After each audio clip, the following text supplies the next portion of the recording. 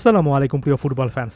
2021 সালে দীর্ঘ 28 বছর পরে আর্জেন্টিনা যখন কোনো একটা মেজর ট্রফি জিতেছিল কোপা আমেরিকা জয়ের মাধ্যমে, সেই শিরোপা খরাটা কাটিয়েছিল, তখন লিওনেল মেসি একেবারে বেস্ট লেভেলের ফুটবল খেলেছিলেন। 4টা গোল করেছিলেন, 5টা অ্যাসিস্ট করেছিলেন, যৌথভাবে সর্বোচ্চ গোল স্কোরার ছিলেন। তার চেয়ে বড় কথা, টুর্নামেন্টের সেরা প্লেয়ার হয়েছিলেন।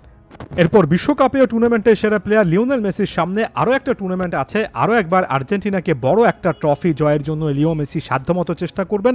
তবে আগের তুলনায় লিওনেল মেসিকে কেন্দ্র করে একটা জায়গা থেকে কিছুটা হলেও সংশয় থেকে যাচ্ছে।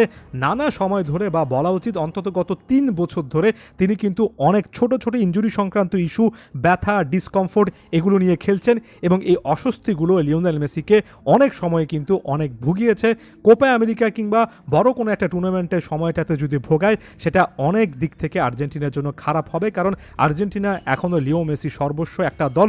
অনেকে তর্কযোগ্যভাবে এই কথাটা বলতেই পারেন। না, আরও একটা ভিডিওতে পাওলো দিবালাকে লাগবে, পাওলো দিবালাকে ছাড়া হবে না, এমন টাইপের কথাবার্তা আমি যেতে চাই না, কারণ এর আগে 2021 সালেও পাওলো দিবালাকে ছাড়াও আর্জেন্টিনা পেরেছিল। আমার কাছে মনে হয় কয়েকটা জায়গা থেকে আসলে লিওনেল মেসির উপর চাপ কমানো এবং তাকে ফিটনেসের একেবারে সর্বোচ্চ পর্যায়ে রাখতে লিওনেল স্কালোনি কাজ করতে পারেন। তার স্কোয়াডে কিন্তু যথেষ্ট সমাধান আছে।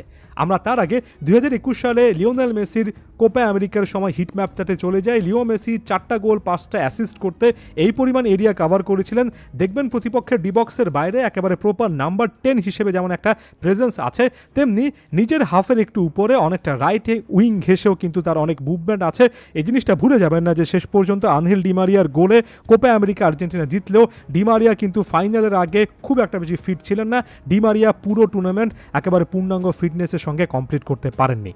স্বাভাবিকভাবে পুরো টুর্নামেন্ট জুড়ে লিওনেল মেসিকে বাড়তি একটা দায়িত্ব পালন করতে হয়েছে। রাইট সাইডে অনেক সময় উইঙ্গারের রোলটা প্লে করতে হয়েছে ম্যাচের অবস্থা বুঝে। আমার কাছে মনে হয় এবার যদি শুরু থেকে স্কালোনি একটা ভিন্ন প্ল্যান রাখেন, লিও মেসিকে একেবারে প্রপার নাম্বার 10 হিসেবে সেন্ট্রাল জায়গায় তার মতো করে মুভমেন্ট করার স্বাধীনতাটা দিতে পারেন, এবং একই সঙ্গে ডিমারিয়াকে শুরু থেকে কাজে লাগাতে পারেন, এবং ডিমারিয়া যদি তার শেষ টুর্নামেন্ট আর্জেন্টিনা জার্সিতে শেষ মিশনের আগে একেবারে পূর্ণাঙ্গ ফিটনেস নিয়ে মাঠে নামতে পারেন, তাহলে মেসির উপর চাপটা অনেকটুকু কমে যায়। লিওনেল মেসিকে 2021 সালের মতো এত বেশি পরিশ্রম না করলে হয়, এবং এই জায়গা থেকে শুরু থেকে স্কালোনিকে আসলে সচেতন থাকতে হবে। আরও একটা পজিশন সম্পর্কে কথা বলি। 2021 সালে যে দলটা নিয়ে আর্জেন্টিনায় গিয়েছিল, সেই দলটাতে একেবারে বিশ্বমানের মিডফিল্ডার কিংবা ওয়েল এস্টাবলিশ মিডফিল্ডার কিন্তু ছিলেন না। এই জিনিসটা সকলের মানতে হবে। Alexis Mac Allister, Enzo Fernandez, এমনকি রড্রিগো ডি পলরাও এর পরে অনেক বেশি করে বিখ্যাত হয়েছেন। তবে এবার কিন্তু আর্জেন্টিনার কাছে আছে এমন অপশন আছে যাতে করে মিডফিল্ডে লিওনেল মেসি কিছুটা হলেও রিল্যাক্স থাকতে পারেন। যেমন একজন অ্যালেক্সিস ম্যাক অ্যালিস্টারকে যদি একটু অ্যাডভান্স রোলে খেলানো হয়, তাকে যদি ডিপ লাইং প্লে মেকিংয়ের দায়িত্বটা দেওয়া হয়, তাহলে লিওনেল মেসি অনেক হাই অন দ্য পিচ থাকেন, অর্থাৎ প্রতিপক্ষর ডিবক্সের আশেপাশে বেশি থাকতে পারেন, এবং ওই জায়গায় লিও মেসি সর্বোচ্চ পরিমাণ ম্যাচে আসলে ইম্প্যাক্ট রাখতে পারেন।